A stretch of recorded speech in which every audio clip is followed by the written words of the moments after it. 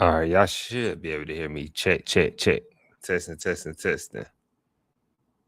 That's cool. I'm getting notifications. Normally I don't get notifications. That's a good thing. That's a good thing. That's a good thing. How everybody doing? Let me see as we set up right quick. Because I don't know if y'all can hear me. Let me test it right quick. Then we can start.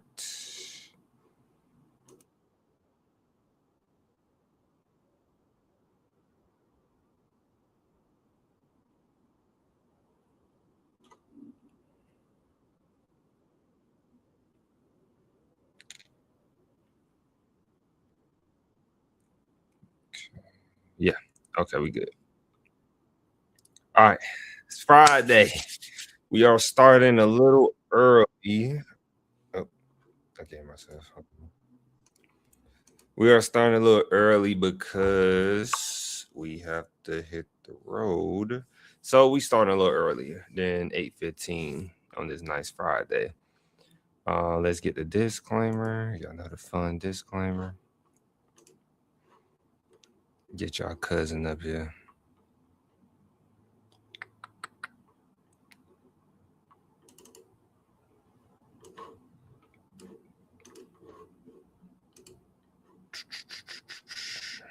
Screen share.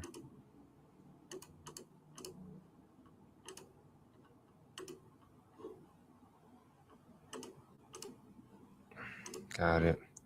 Remember disclaimer that I am not a financial aid specialist, academic advisor, or representing any institution during this live stream. I am representing speaking on behalf.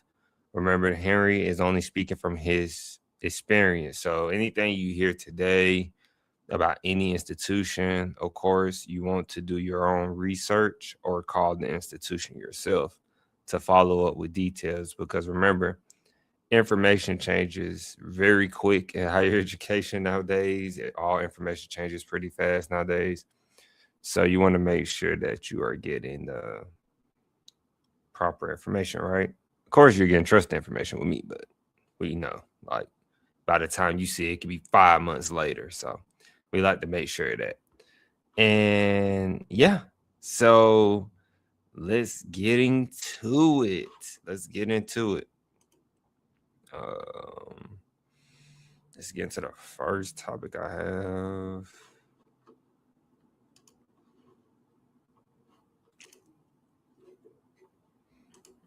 Let me see. That is not it.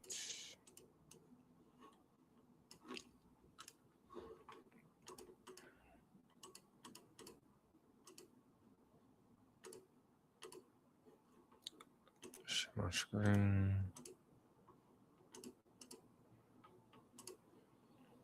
Just in case if we, for some reason, need sound. I don't think we need sound though. Okay. So we are on the U.S. Department of Education.gov website. I'm gonna order.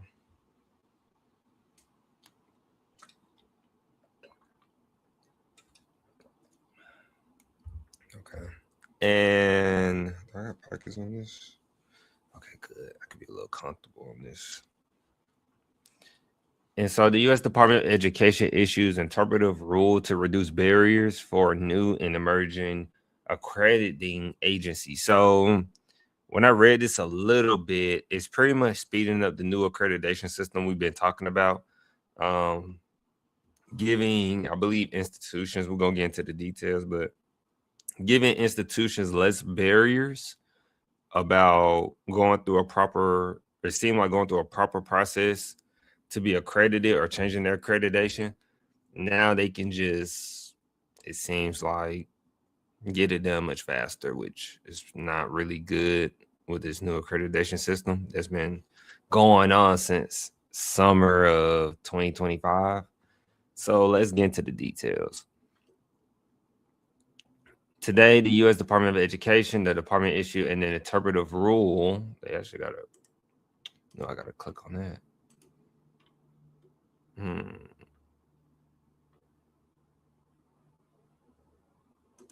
An interpretive rule aimed at reducing existing barriers for new accrediting agencies to apply for recognition from the Secretary of Education.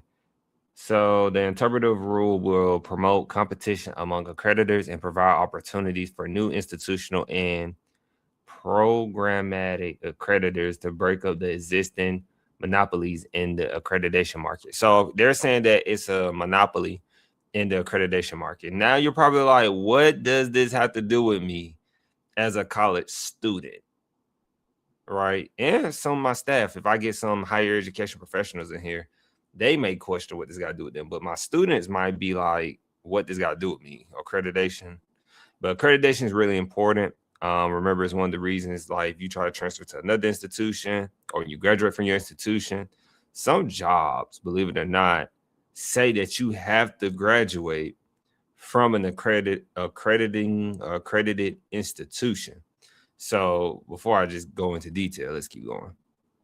So the Trump administration has made accreditation reform a top priority, which is interesting, by the way. They say we switch accreditations usually per 8 years or something like that. But let's just keep going and keep learning. This interpretive rule follows a series of actions to increase competition, including making it easier for colleges and universities to change accreditors, eliminating artificial barriers that drive up costs. So they have been like definitely this Undersecretary Nicholas Kent, Linda. That's been the whole Republicans like agenda. Like the accreditors have been raising the price of college. That's the reason why college is so expensive. I don't know how accreditation makes college more expensive. Could be my lack of information, my lack of knowledge, but I don't know how. I never heard any professional tell me that accreditation is the reason why cost is driven up. I didn't hear nothing about that in graduate school or professionals. So refocusing quality assurance on data-driven student outcomes and investing in new and emerging quality assurance providers. Quotations. The Trump administration is reforming the broken accreditation system to prioritize students, not legacy accreditors. Americans do not trust accreditors because they have failed to ensure educational quality at colleges and universities. Too often, accreditors have been focused on the wrong things, like promoting partisan ideologies instead of ensuring quality outcomes for students, said Undersecretary of Education Nicholas Kent. So this might lean toward, I have not made it to this section, but they have spoke on that a lot of colleges focused on too much DEI and helping and too much aiding to students, apparently, but college is about aiding and making sure everyone is getting the necessary resources. But they saying that colleges have been doing too much aiding, and instead of like you being a qualified student when you graduate, they've been making sure you just get pretty much passed along. And they're like, no, that ain't what college is about. College is about you going there, learning what you need to do, and going into the workforce and being learning to be an expert about what you plan to be or talk about.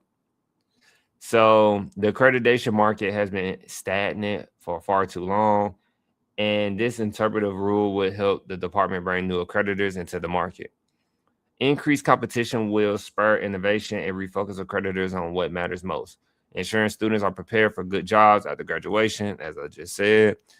The interpretive rule clarifies the Department of Education's or the department's recognition process as outlined at 34 CFR Part CO2, including clarifying when accreditation activities begin for the purpose of satisfying the regulatory requirement that accreditors must conduct 2 years of accrediting activities before they can be recognized by the department. Shortening the process of review. Don't worry, guys. We're going to break down another article or read another article to help us understand this properly. It's really important, though. It's really important. Shortening the process of review by committing to determining whether an accrediting agency meets the basic eligibility requirements within 60 calendar days for submission of the agency's application with the intention to complete review of the written petition between 6 to 12 months. Where is my...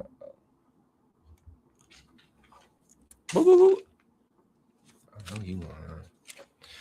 And so then it goes into the background. I don't think we need the background per se.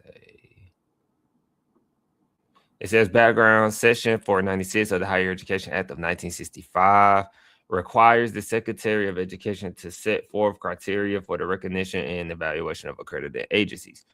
34 CFR 601.12 outlines the specific criteria that accredited agencies seeking initial recognition must meet in order to be recognized by the Secretary as a Title 4. I think that's Title 4.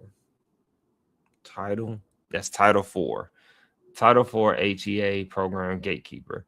So I'm going to pull up our other article because that sounds like a lot of jargon that's really hard to understand. So Education Department timeline to recognize new accreditors.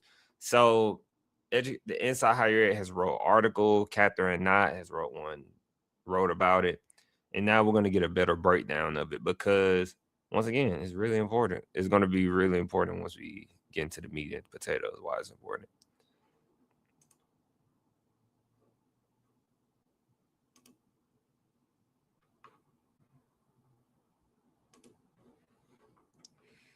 The Education Department is looking to speed up the process by which aspiring accreditors seek and receive federal recognition. Announcing changes Thursday that could potentially, which is yesterday at this time because we're recording this February 27th. Thursday that could potentially help more agencies gain approval before President Trump leaves office. Because if they don't get this done, remember guys, they don't get this done before Trump leave office, it's pretty much just all going to go away, depending on who wins the next presidency, of course, but in their agenda, Republican or Democrat. So historically, the recognition process can take up to 5 years, but they said making it rare for a new accreditor to join the marketplace. In fact, the department says just for agencies with the power to make institutions eligible for federal student aid, which is why we said just financial aid, for agencies with the power to make institutions eligible for federal student aid have been approved since 1999. That is when I was born. That's the year I was born. You telling me it's still only 4? I don't believe that. But then again, it could only be 4. It probably is. I'm not even going to say it's not. This is according to the researcher. In fact, the department says just 4 agencies with the power to make institutions eligible for federal student aid have been approved since 1999. So it sounds like nobody else has been an accreditor. 7 accreditors currently serve as gatekeepers, as they said on the last Department of Education, U.S. Department of Education website. Serve as gatekeepers of federal aid for 3,000 institutions. According to Education Department, institutions have to be accredited by a federally recognized agency for their students to receive federal aid. So, once again, institutions have to be accredited by a federally recognized agency. So your school, your institution, known as the institution, your college, has to be recognized by a federally, has to be recognized, pretty much accredited by a federally recognized agency. Why is that important?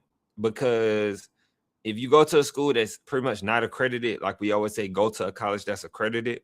So, like, prime example I like to use is Morris Brown. It's for some reason more HBCUs for some reason. I can't answer that. I could not answer that question for you. But for some reason, like HBCUs are more likely to not have their federal aid for some reason. And it's a lot of institutions that are not HBCUs that don't have federal aid. If that school don't have an accreditation, like remember when Morris Brown, president, for example, got fired recently, but he was claiming that, hey, I'm the reason y'all got your accreditation back. That was really important because remember, according to research, remember that Black African Americans are more likely to use financial aid. According to research, when I was in graduate school, that's what research say. In reality, everybody uses financial aid. You couldn't imagine if you you can't imagine the amount of people that use financial aid. But if you go to a school that's not accredited, guys, you can't use your financial aid. And I always talk about financial aid a lot. Like, you can pay your own money, don't get me wrong. Like, especially working part-time job, full-time job, but a lot of people qualify for financial aid.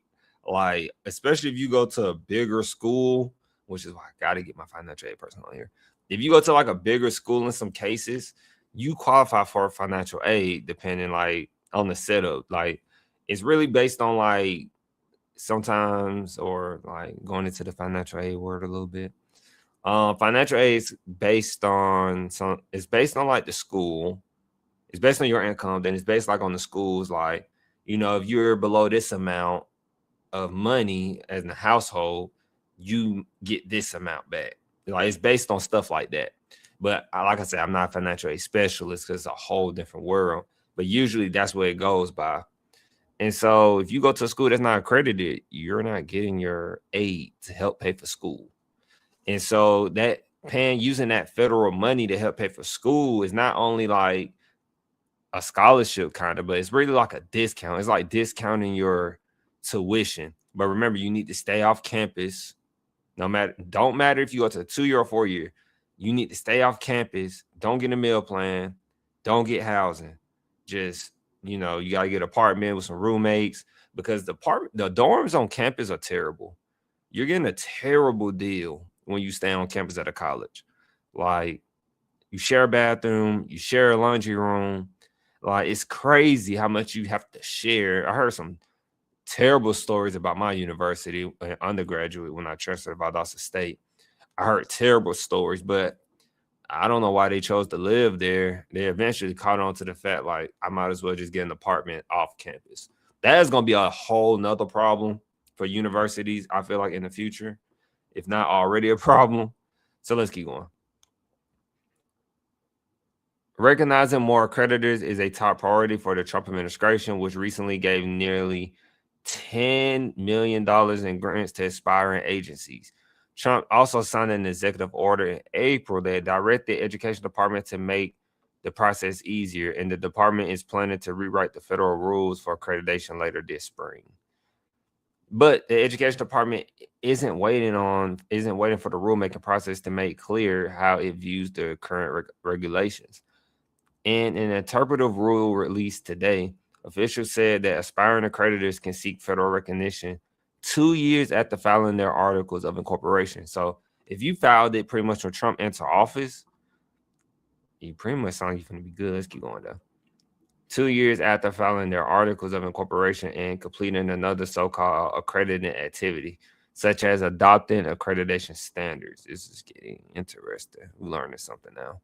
This change aims to address what Education Department officials say is a primary obstacle to recognizing more accreditors and to clear up significant confusion. Yeah, because I'd be confused when we talk about accreditation. I'd be like, God, let me see. Hold on now. Let me break this down. And so regarding the types of accredited activities aspiring agencies must do, the regulations say those activities include deciding whether to grant or deny accreditation or pre-accreditation for at least 2 years prior to seeking recognition. Education Department officials say the examples in the regulations are illustrative, not exhaustive. And the 2-year time clock can start before an accrediting agency either grants or denies an institution's bid for accreditation or pre-accreditation. Interpretive rules take effect immediately and are not subject to public comment, as they just reflect the department's position.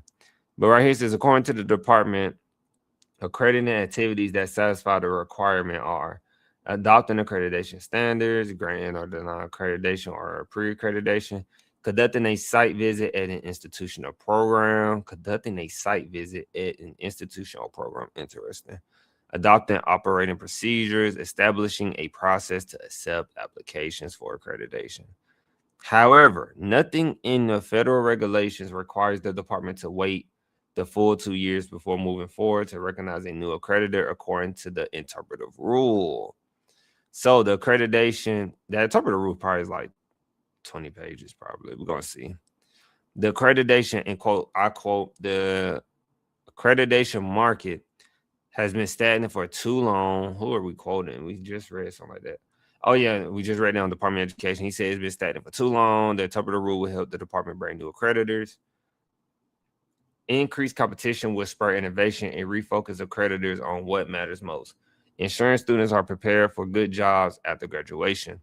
Now, this gets more. Let's keep going real quick before I say something. The department also committed to determine whether an aspiring accreditor satisfies the basic eligibility requirements within 60 days of the agency application submissions. The goal is to review the written petition within 6 to 12 months, according to the rule, which is non-binding. Middle States Commission on Higher Education President Heather Perfetti noted in a statement to the Inside Higher Ed that the entire recognition process needs modernizing.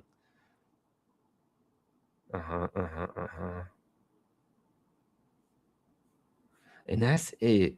You see, it's not really straightforward. It's not really directly being like, this is why we're doing the accreditation. This is why.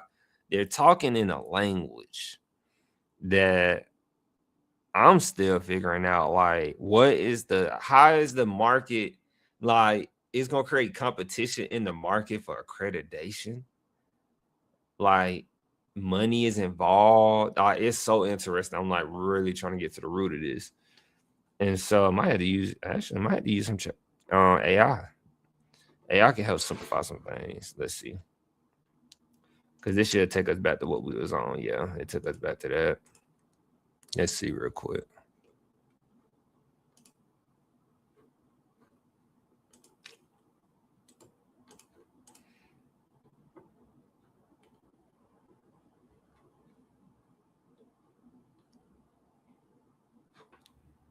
Let's see something right quick.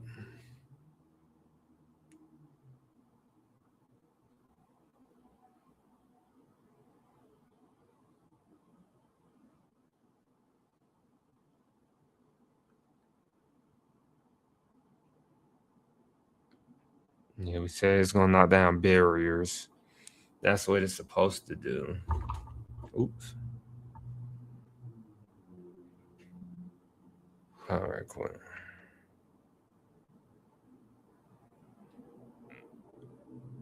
Where is...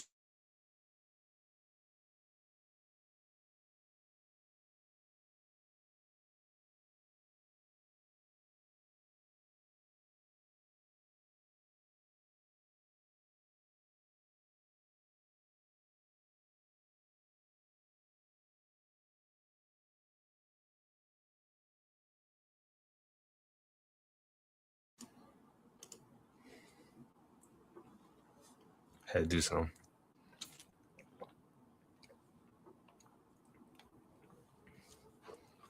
Let me see. I got the background. Talk about Higher Education Act. It's pretty thick. This is a thick document. But anything with higher education is a thick document. Of course, they make it so thick that it's like, it's not that thick though.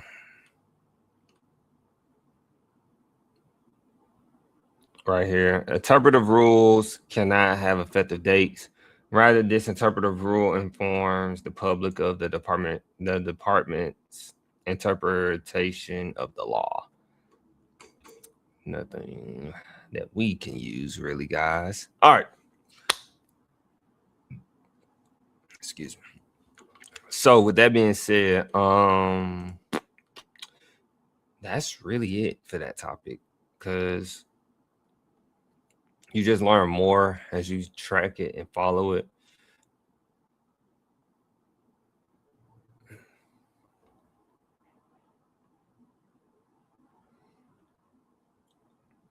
Okay, talking about the other executive orders. The AIM committee, we spoke on that a little bit. So it's just it's one of those things, because we be talking about the accreditors. I remember one time we was talking about the accreditors, and they were talking about how, like, the South, like Georgia, North Carolina, Texas, Florida, and them, we're trying to get their own new accreditation and stuff like that. So accreditation is just gonna have to come as like, you know, it's gonna have to come as, honestly, when they figure it out. If it sounds confusing, it is confusing normally. That's how I look at it now in life. If it sounds confusing, it probably is confusing right now. If it makes sense, it makes sense. I learned that in life with things. So, can y'all see that? No, y'all can't see that. I'm gonna close that out. Hey, Rich should start adding videos.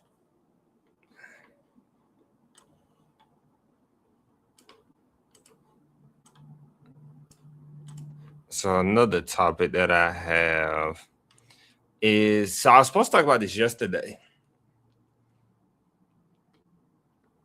on the live stream. I was supposed to talk about this yesterday, guys, but I didn't get around to it because we are humans. That's why.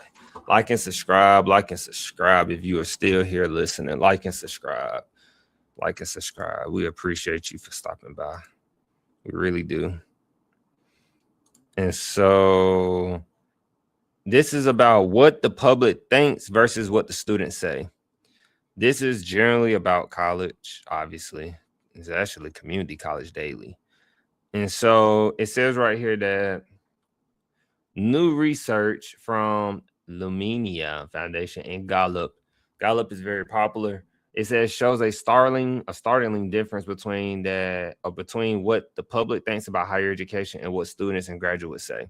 So if you know me, I have always talked about or stood firm about that people think college is worthless, while those are people who are not going to school, or those are like your YouTubers or your content creators, who are saying like, college, you don't need a college degree. You don't need to go to college to be successful. And this is pretty much showing like what is being said. I have no idea what they're going to say. I don't know if it's going to be like college students who went and graduated are saying, yeah, college is not really worth it. And let's see. Let's just get to the bottom of it. I try not to read things before I get on, so it doesn't seem like I'm being biased. Some things I do read, of course, before we get on, or I try to, because we work full time. It's kind of hard to read during the day when you're working. But yeah. So, and these are credible. I know Gallup is very credible, very credible. Lumenia, if I said it right, Lumenia Foundation, I'm not sure. So shows a stark difference between what the public thinks about higher education and what students and graduates say. So in general, what public confidence in higher education has steadily dropped. In general, while public confidence in higher education has steadily dropped over the past decade, led by concerns about costs, as we talk about all the time. University prices are so bad that people just choose not to go to college. But the cost, the politics, that's pretty much politics, and workforce outcomes. And these are the three things we always talk about, because if you go to a college, and no offense, like if you go to college to work in higher education like me, a higher education career can be rewarding if you become like a president, coach, or something. But if you go to higher education starting out, that's a bad return on investment if you went to an expensive college. Now you're like part of all three of those categories. Like the cost of college was just ridiculous when I went.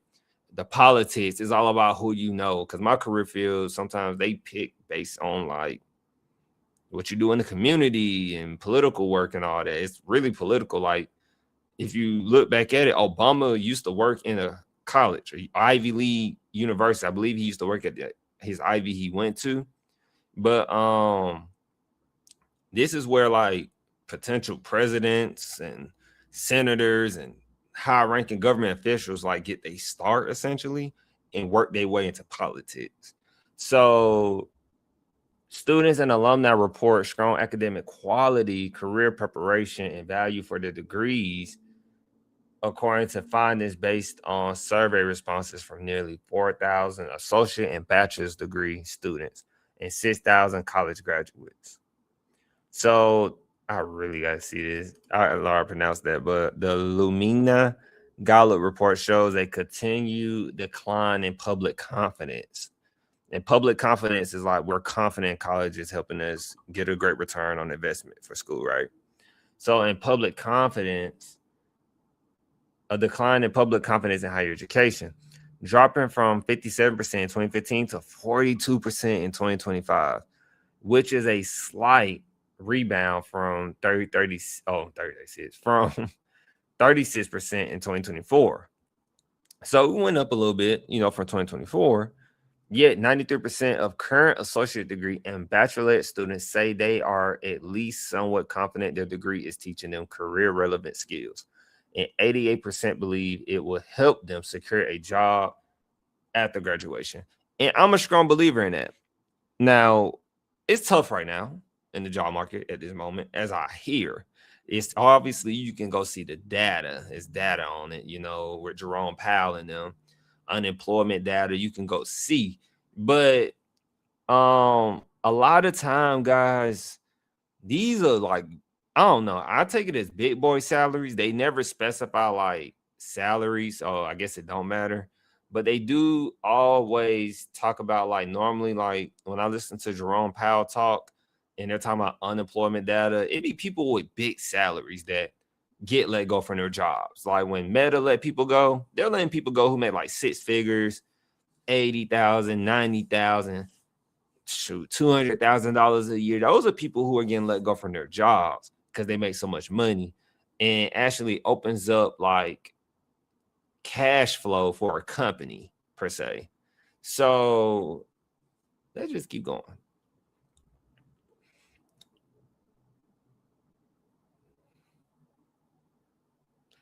And they got that right there. You probably can see it. So right here, they say breaking it down. The survey touched on a range of issues, from concerns about politics on campuses and the classrooms to views about belonging, degrees, and the value of college. While students and graduates indicated support for their institutions, there are some differences between the sectors of higher education. When asked if the investment they were making in college was worthwhile, 93% of current bachelor degree students and 89% of associate degree students responded that it was. 93% of the current bachelor degree students and 89% of the associate degree students respond that it was worth the investment. The difference was a little larger when asked how current students rate the quality of their education. Bachelor's degree students were 9 points more likely than associate degree students to say the quality of their education is at least very good. 73% compared to 64%. Now, when you go in and get an associate's degree, I really don't think there's much of a difference. I think, honestly, personally, I think associate's degree is harder to get than a bachelor's degree. Like the only difference between associates and bachelors, the higher you go from associate's degree to a bachelor's degree to a master's degree, the only difference is the more writing and reading. And you learn in college really that, and I think it's no secret at this point, we don't read everything in college. We're not reading everything. We're reading, but we're not reading the whole thing. We're learning how to decipher, like how I'm going line by line reading this right now. We normally don't read line by line on stuff. We go through, pick out some things we want to talk about and keep it pushing. And so it's a little bias in this. It's a survey, as they said. It's not, I don't think it's really it says new research. So it's probably the research article, honestly, right here. They're just giving us about, really, see how they always trying to ask me to get these. I don't want this. See how they just force me? Just save it. So I believe this is the actual article with the data. They did the survey, so very credible. But I think the person who's putting this together kind of be opinionated. That's the part I don't know. Or it could be the actual people who, because I don't see no art. Let me see. I don't see no. This is the author right here. He's at the bottom instead of the top. See, that's why I like getting my sources from here. Well, not here, but getting my sources from great credible places because he serves as an associate vice president of communications for the American Association of Community Colleges. But that don't mean your information is not his information, but So we are going toward phones stay on my ear today.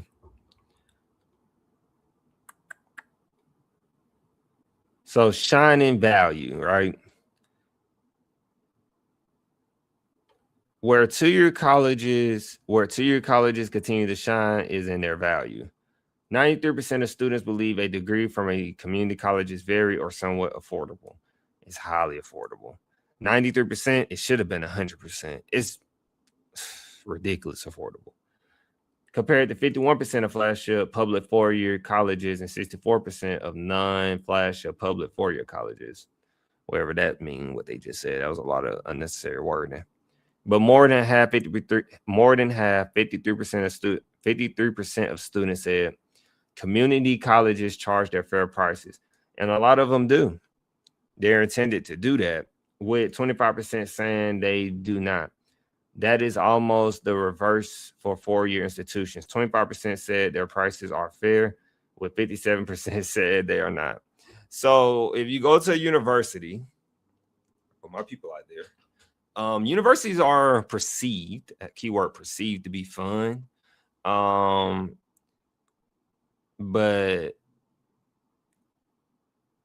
I don't I try not to be hurtful about it.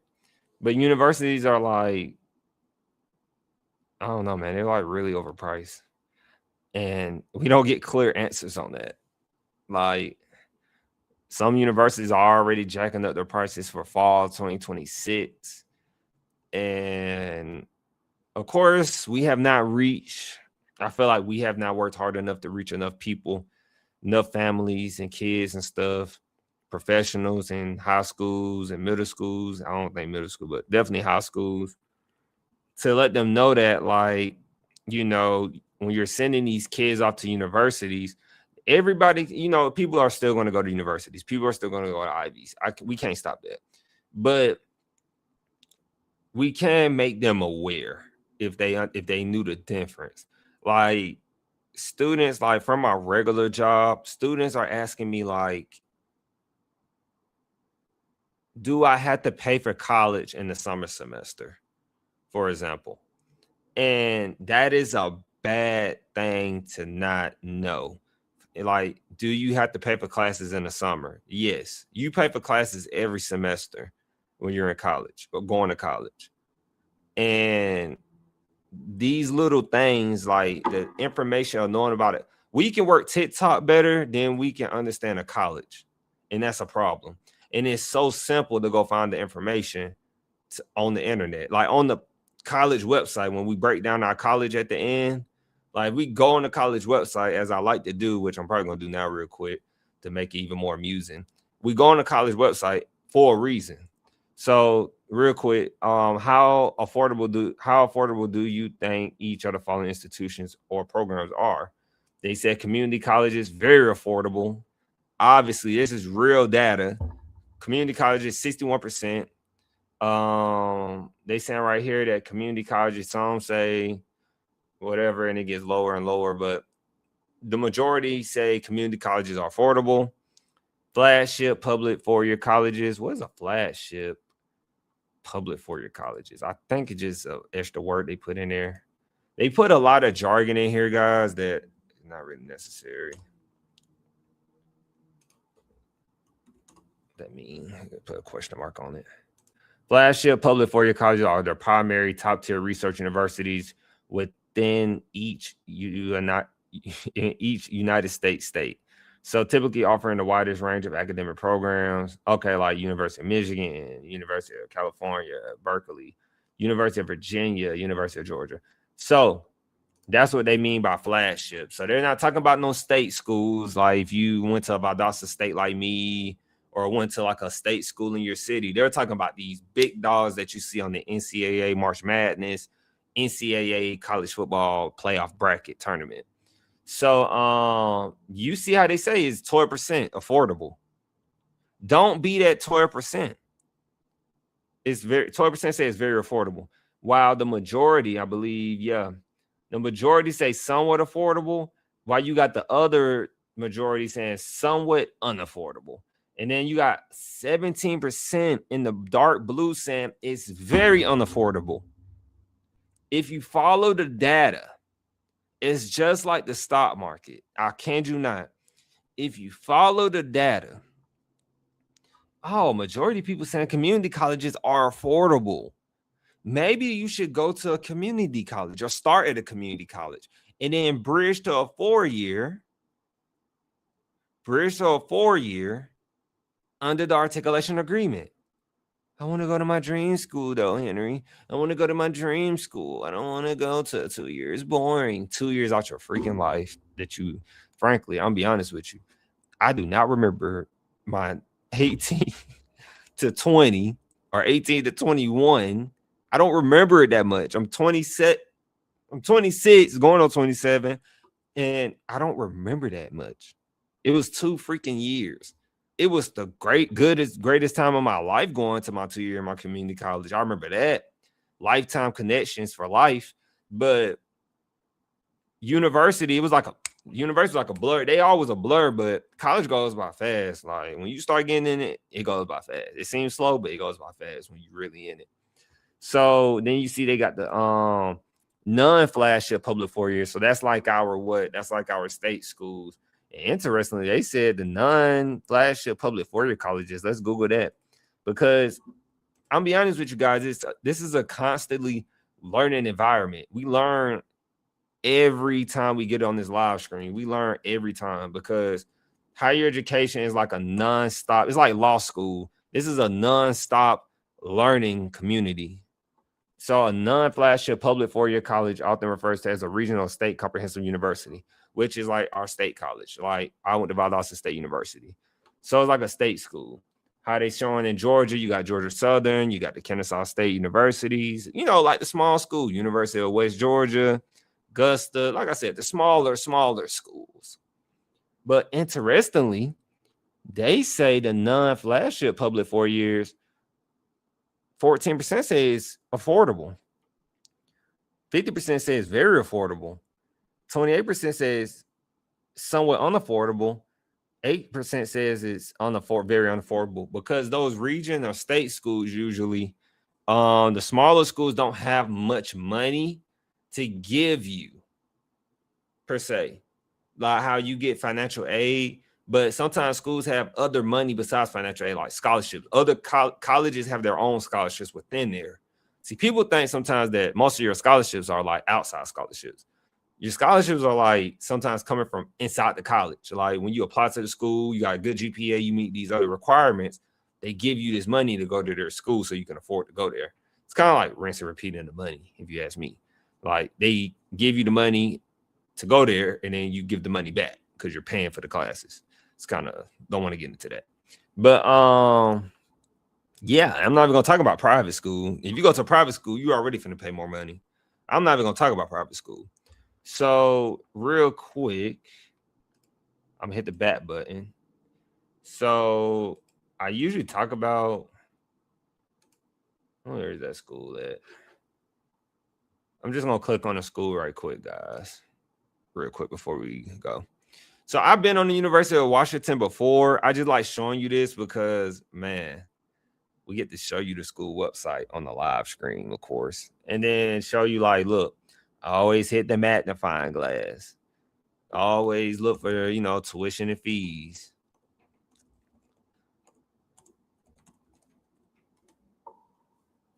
Let's see something. So then you go right here. They got the tuition overview. It should be here. I see right here. And then I just wanted to look for it. I think they go by quarters. They got the tuition rates, undergraduate tuition and fees. Most of the time you're going to be an undergraduate. Because when you get to grad school, you just catch on more as you get older, but we're trying to teach you early. And then we're just going to say annual. Make it easy for us. And you find it, you figure out what campus, you start learning in school. Are you a resident? You better be a resident. And then, yeah, they got these fees on here. probably hopefully one-time fees. So remember, still rebuilding my lung a little bit. Feel better today. Felt better in doing this today. Footage. So next week we should start back doing our college reviews. Friday we might live stream. Of course, y'all gonna hear me say that again though. Friday of next week we might live stream because we have to go for military and drive, and your boy's still healing. So I really can't pick up all this stuff right now. So we might live stream Friday, might not. We might just have to double up earlier in the week so that Friday won't hurt us as much because we're trying to be as consistent because YouTube will punish us. If you watch this, like and subscribe, share it, like and subscribe, and share it. Remember, if you stop in for 1 minute, if you stop in for 5 minutes, you stop in for 10 minutes, that's 10 minutes, that's 1 minute, 5 minutes, or 10 minutes of information. You have more than somebody who's not even trying to figure out a game plan for college. That 5 or 10 minutes can save you $10,000 or more in college.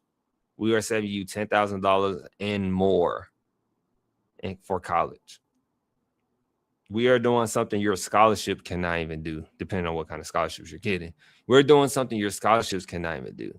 So if you combine getting scholarships with the strategy we're providing to you, starting at a 2-year, bridging to that 4-year, making sure your 4-year has an agreement with your 2-year that you're going to, staying off campus when you get to your 4-year, not getting the meal plan, being responsible, working a part-time job, running your budget, you will save so much money going to college that I don't even think it's funny. So we're going to end it there. So hopefully you made it through. I'll see you next week.